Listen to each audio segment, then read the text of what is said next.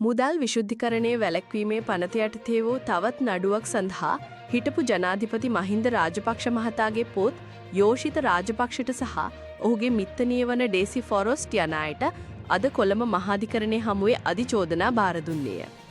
කොළඹ මහාධිකරණ විනිසුරු ප්‍රදීප් අබේරත්න මහතා ඉදිරියේ මෙම අධිචෝදනා බාර දීම සිදු වුණි.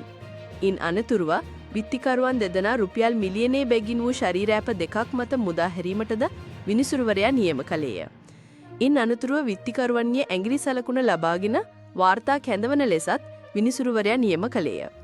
මෙහිදී පැමිණිල්ල වෙනුවෙන් පෙනී සිටි රජයේ අධිනීතිඥ පොස්වාල් පෙරේරා මහතා අධිකරණයේ හමුවේ කරුණු දක්වමින් මෙම නඩුකරයට සමාන්තර තවත් නඩුවක් අංක 1 මහාධිකරණයේ ලබන 11 වනදා කැඳවීමට නියමිත බව සඳහන් කළේය.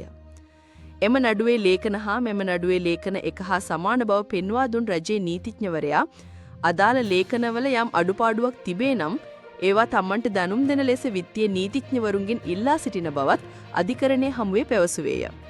විත්තිය වෙනුවෙන් පෙනී සිටි සම්පත් මෙන්ඩිස් සහ අනිල් සිල්වා යන ජනාධිපති නීතිඥවරු කියා සිටියේ අදාළ ලේඛන පරීක්ෂා කර යම් අඩුපාඩුවක් තිබේ නම් අධිකරණයට දැනුම් දෙන බවය.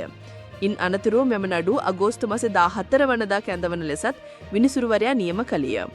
2009 වසරේ මාර්තු මාස 31 වනදා සහ 2013 වසරේ දෙසැම්බර් මාස 12 වනදා අතර කාල සීමාව තුළ අනීතික ලෙස උපයාගත් රුපියල් මිලියන 59කට අධික මුදලක් පෞද්ගලික බැංකු ගිණුම් 3ක ස්ථාවර තැන්පතු ගිණුම්වල තැන්පත් කිරීම තුළින් මුදල් විශුද්ධිකරණයේ වැළැක්වීමේ පනත යටතේ වරදක් සිදු කළේ යයි චෝදනා කරමින් නීතිපතිවරයා විසින් මෙම විත්තිකරුවන්ට එරෙහිව චෝදනා 3ක් යටතේ නඩු පවරා තිබේ.